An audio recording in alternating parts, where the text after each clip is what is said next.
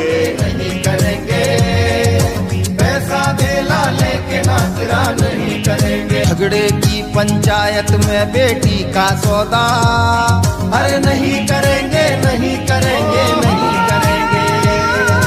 ना तेरा झगड़ा मुक्त राज ना पहले कभी हुआ ना अब है, वो अद्वितीय है।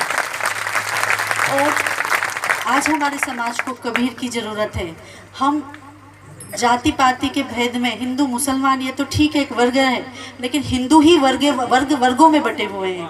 आज हम जातिवाद को लेकर लड़ रहे हैं। आज जो चुनाव होते हैं वो देख के टिकट दिया जाता है कि इस क्षेत्र में इस जाति का व्यक्ति अधिक है।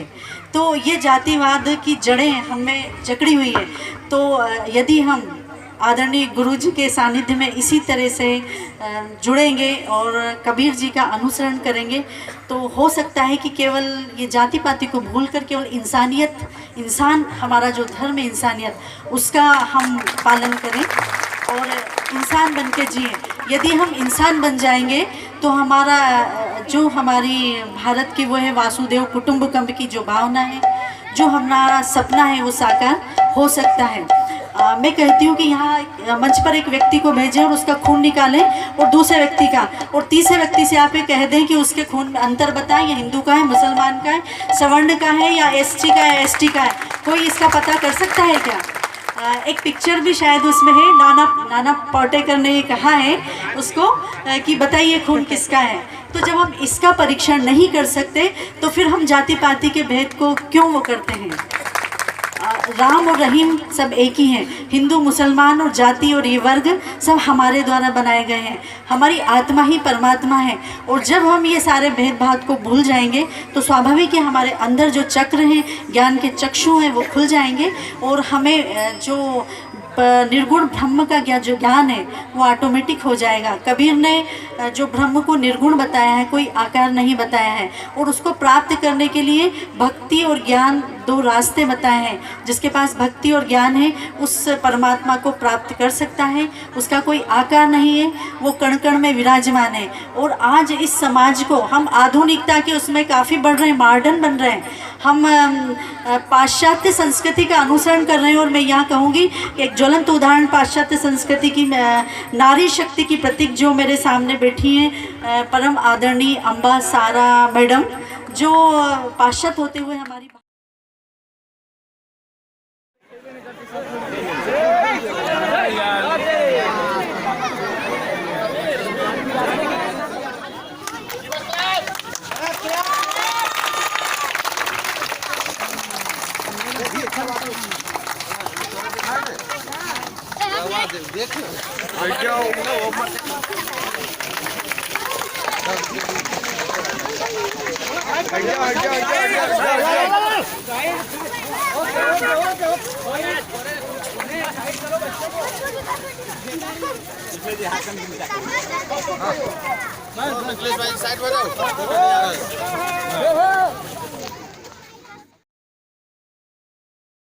देते हैं। और हमारा ये सपना रहता है कि हमारा बच्चा इन्फोसिस कंपनी का टॉप वो बने, सेक्रेटरी बने, सीईओ बने, है ना, अच्छी देश की नामचीनी कंपनियों का मालिक बने। लेकिन वो मालिक तो बन जाता है, लेकिन हमारा सच्चा बेटा नहीं बनता।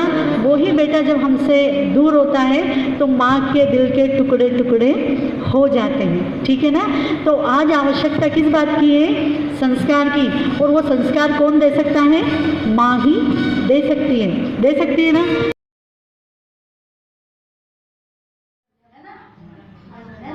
जैसे धनुष लिखा है तो अपन धा को तो पहचान ही जाएंगे क्योंकि अपने नाम में धा आया है ना। तो धा अक्षर का अपने को ज्ञान हो जाएगा चाहिए। और ये पा का धा, पा में उनकी मात्रा लगाई तो क्या हुआ? पू, हा पू, है ना। देखो वापस देखो आप, देखो आपने ये दो बिंदु लगाया और ये एक चूल्हा और ये दो चूल्हे, इसमें एक डंडा लगा दिया तो क्या हो गया? धा। क्या हो गया? हाँ, इसमें एक और डंडा लगा दिया तो ये हुआ बड़ा धा। हाँ, इसको कैसे बोलेंगे? ऐसे बुखार के ऐसे धा। फिर एक सारंगपुर मॉडल स्कूल की प्राचार्य बबीता मिश्रा ने बेसहारा एवं गरीबों के बीच जाकर मनाया अपना जन्मदिन। कम्बल और खाद्यान्न किया वितरण। शिक्षा के जगत में अपनी अलग ही पहचान बनाने वाली देश के आर्मी क्षेत्र, सीमा सुरक्षा बल, टेकनपुर, लेह लद्दाख आर्मी कैंप, सतना केंद्रीय जेल, आर्मी सिग्नल प्रशिक्षण केंद्र गोवा, नेपाल तथा देश के विभिन्न आर्मी क्षेत्रों में अपनी शक्ति का प्रदर्शन कर जिले एवं प्रदेश को गौरवान्वित करने वाली छात्राओं के लिए प्रेरणा स्रोत मॉडल स्कूल सारंगपुर की प्राचार्य सुश्री बबीता मिश्रा ने अपना जन्मदिन उज्जैन जाकर बुजुर्ग, बेसहारा, गरीब लोगों के बीच मनाया है। वहीं उन्होंने कपड़े, कंबल, मिठाई आदि वितरित किए और बेसहारा लोगों के पास जाकर अपना जन्मदिन मनाया है। वहीं बेसहारा लोगों ने कहा कि बेटा हर बार त्यौहार मनाने हमसे मिलने आया करो। इससे सुन सुश्री बबीता की आंखें नम हो गई। उन्होंने वादा किया कि अब हर त्यौहार पर वे आपसे मिलने जरूर आएगी।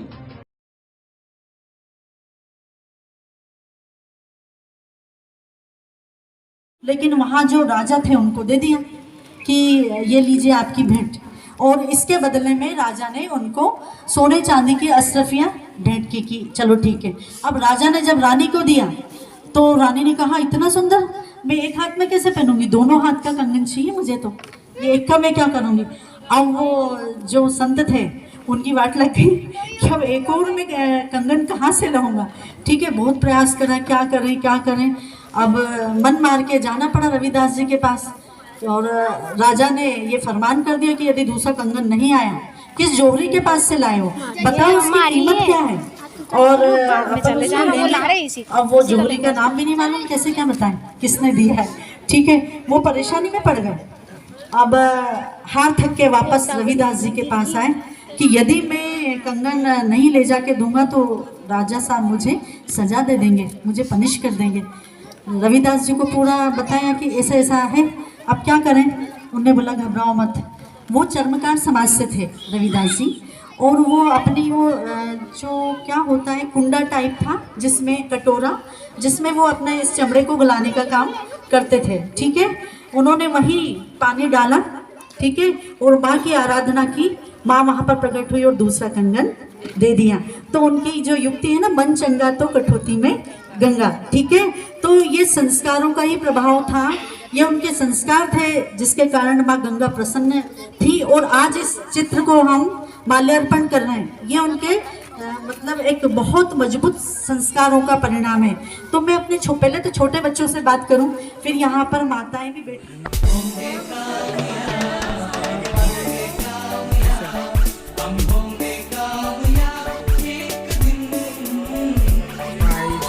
सर्व अब आगे आएगा कर दूँ।